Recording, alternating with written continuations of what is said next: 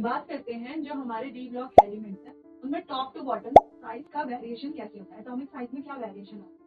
तो जब हम टॉप टू बॉटम जाते हैं एक्सेप्ट फॉर 3D सीरीज, क्योंकि अगर sorry accept for third group, अगर हम थर्ड ग्रुप की बात करते हैं तो यहाँ पर तो सेम ऑर्डर होता है कि जब हम टॉप टू बॉटम जाते हैं तो क्या होता है, नंबर ऑफ शेल्स बढ़ते हैं। नंबर ऑफ शेल्स बढ़ेंगे तो साइज भी बढ़ेगा, तो यहाँ पर तो सेम चीज ये फॉलो करता है जैसे हमने यहाँ पर लिखा हुआ। लेकिन अगर हम अदर ग्रुप्स की बात करें, अदर ग्रुप्स में क्या होता है बच्चों, जब हम 3D टू 4D जाते हैं तो साइज इंक्रीज होगा, क्यों इंक्रीज होगा, क्योंकि नंबर ऑफ शेल्स बढ़ रहे हैं। लेकिन जब हम 4D टू 5D जाते हैं तो यहाँ पर दो फैक्टर काम करते हैं। अभी दो फैक्टर कौन से हैं देखो, अगर हम 4D टू 5D जाते हैं तो नंबर ऑफ शेल्स तो बढ़ते हैं जिससे कि साइज बढ़ना चाहिए था। लेकिन यहाँ पर दूसरा फैक्टर जो कि है जेड इफेक्टिव, जिसको हम actual attraction power of nucleus भी बोलते हैं, तो यहाँ पर जेड इफेक्टिव भी बढ़ जाता है। अब जेड इफेक्टिव के बढ़ने से क्या होगा, जेड इफेक्टिव अगर बढ़ेगा तो साइज क्या होगा, कम होगा, साइज में डिक्रीज आएगा, यानी साइज डिक्रीज होगा अगर जेड इफेक्टिव ज्यादा होगा तो, जो कि हमने यहाँ पर देखा है।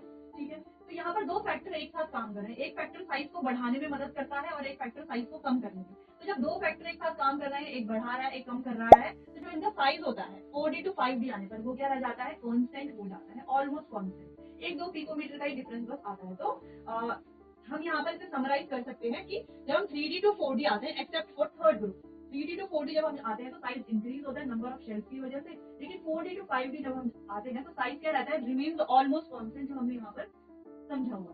ठीक है, कांस्टेंट क्यों रहता है, क्योंकि दो फैक्टर एक साथ काम कर रहे हैं, एक साइज को बढ़ा रहा है एक साइज को कम कर रहा है।